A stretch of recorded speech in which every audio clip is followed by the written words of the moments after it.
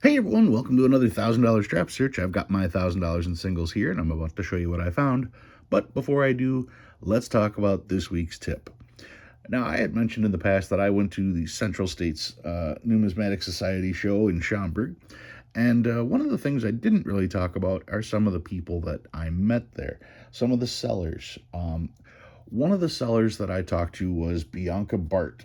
And here is her card. Bianca Bart is with Executive Currency. And she is the one that sold me the mismatched serial number that I had. And she was just, she was great. Dealing with her was incredible, very knowledgeable, very fair on the pricing. So much so that I brought my friend Bill, who I met up out there, over by her, and he also made a purchase from her.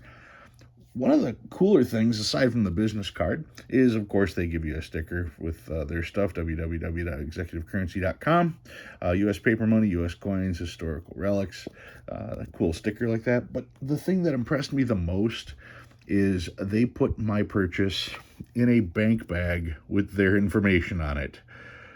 Any place that wants to hand out bank bags, I mean, that is cool. A lot of people hand out business cards, but to get a full-on bank bag, you just don't get these anymore. Banks don't even hand out bank bags. So to get one of these, and then of course they filled it with their business card and their flyer and all kinds of goodies in there. But yeah, I just wanted to, they're not a sponsor. I guess I have to say that for YouTube. But this is who I bought that mismatched serial number from. And it's just cool to go to shows because you get to meet these major sellers like this. And you get neat swag. All right. I am finishing up my Vegas notes. This is my last group of Vegas notes. And this was stuff on the outskirts. And this also I had high hopes for. This was from Jerry's Nugget from the Palms. 3 straps were from the Gold Coast, Arizona Charlie's, Boulder Station, Samstown, Silverton, and the Rio. And the Rio did not want to give me any singles and started asking me questions. And I said, well, I'm a YouTuber and I do this. And because I said that, they gave me a strap of singles. Normally they wouldn't do it, but they did to help out, knowing that I wasn't just going to turn them back in there or cause any problems with their stuff. They knew I just wanted one, and that was good enough. So Rio, thank you for doing that. I also stayed at the Rio 4 nights, so that was cool.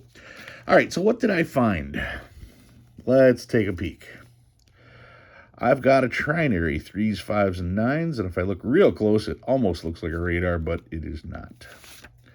Another trinary, 1s, 3s, and 8s, really crisp on that particular one. This one is 0s, 2s, and 9s. This one is quad 0s with a 5th, and quad 1s, quad 7s, quad 7s with a 5th. This one has 5 4s, and this one I found at Arizona Charlie's. And some stars, 2017 A star, always check to see if they're filled stars. 2017 star, torn corner, so that's going to go away. 2017, still got the fold in it. That's another thing. Whenever you get notes that have folds, always unfold them, just to make sure that there wasn't a cutting error. If that note folded before the cut happened, you could have an extra piece of paper hanging off of there like that, and that's actually a rare and valuable error.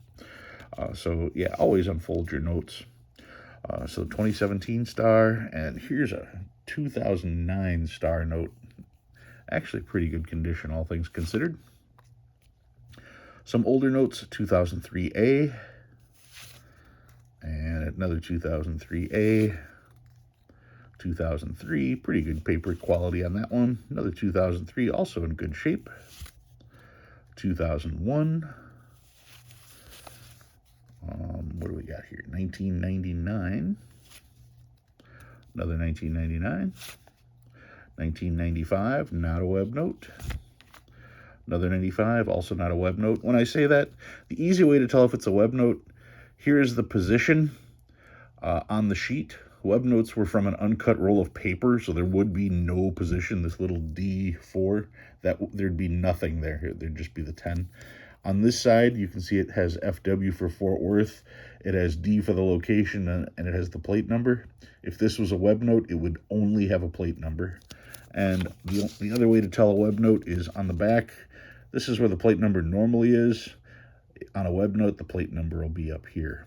So those are all the different ways to spot a web note. So this is certainly not a web note. Here's a 1993, also not a web note. And the oldest note I found this week, check that out. A 1963 Joseph W. Barr note. And it's a star. It's cool enough to find a bar note, but to find a star bar note, that's kind of exciting. Maybe I didn't even look it up to see if it's in the book. I'm sure it's listed in the book, but let's take a peek. What do we got here?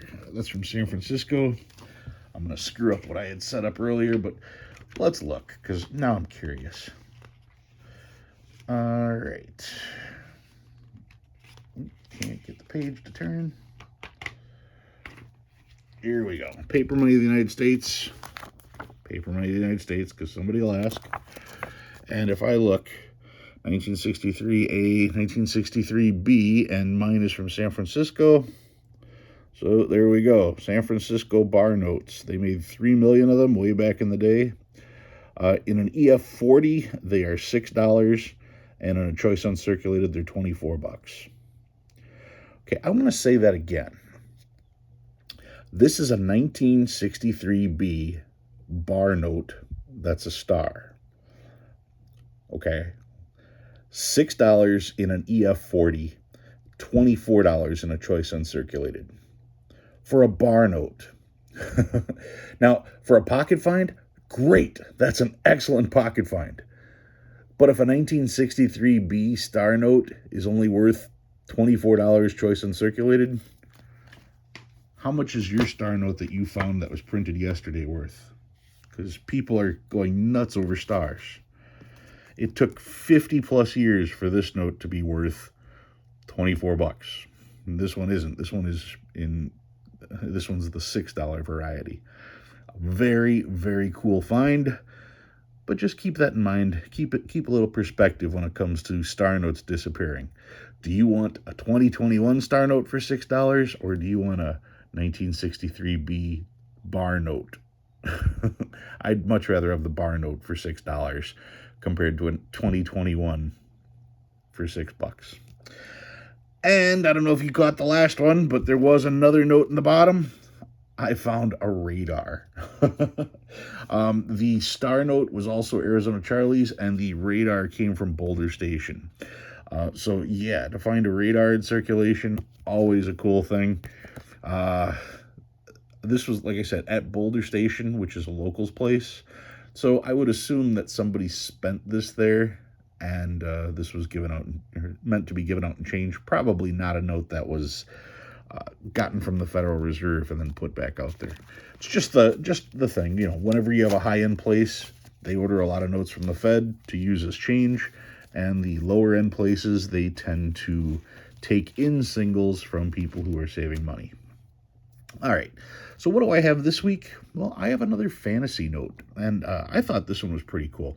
I bought this fantasy note and the other one together, and this one is a $100,000 Confederate States of America fantasy note. It's not a real note. I did bring this to the show to show Peter Frick, who is the #1 guy when it comes to Confederate notes. I knew it was a fantasy note. He says it was one of the notes from the 1950s. Even then, one of the 1950 notes, I mean, you're talking about a note that's 70 years old. So that's pretty cool. The $100,000 fantasy note. This combines a lot of different elements of notes that actually existed. For instance, this pink color, that did not exist. But this image did, and these images did. This writing style, all of that did, and it came from other notes. I got this pretty cheap. It's got some tape marks on the sides here, so that's too bad, but you just don't see these. And because of that, I wanted to get one or two of these and make sure that I had them in my collection. So let me show you, once again, paper money of the United States. I'm going to show you some images here. To start with, we've got the big one. We've got the Montgomery, Alabama $1,000 Confederate States of America note. I mean, that's the biggie. That is the biggie. Even in VG8, you're talking 20 grand. You're talking in a 40 over $100,000 for that particular note. And from this note, they took this image right here of Andrew Jackson. And if we look, you can see there's that image of Andrew Jackson right over there. Then they also combined the images from this note, which is the Type 7 $100 note from the second issue. This is from the act of August 19th, 1861. And if you look, you can see that there's a picture of Washington on the left, and the center has two women with, what is that, like a cornucopia or something there? Maybe a bunch of apples or tomatoes, something like that. And if we look at this, there is Washington on that side and the women with the apples or the cornucopia or whatever. You can see it says Confederate States of America there, and you can see the $100,000 will pay to bearer. And once again, that is the same font as the $100 right here. So basically, they took this note, stretched it out to 100,000. They took out the 100 here and put in the picture of Jefferson there, and then gave it a pink background, which you will see on other notes. You will see other notes with a pink background, so that's not a stretch. So yeah, I saw that. I thought it was neat. Is it worth anything? It's worth a couple bucks, I'm sure. There were contemporary notes done in the 1800s. Those are worth some good money. This 1950s version, nah, not a whole lot. Maybe 20 bucks or so, 20, 40, 60, I don't know. The trick is to find them, and that's the hard part. If you can't find them, then it's worth a lot more than that, right? I didn't buy these to sell. I bought these to have. I thought they were cool. You hear about fantasy notes all the time in the books, so now I've got a couple. So that's what I've got for you guys this week. If you learned anything new, go ahead and hit that like button. If you like what you see and you want to see more, please subscribe. Love reading all your comments. Guys, thanks for watching. I'll see you next time.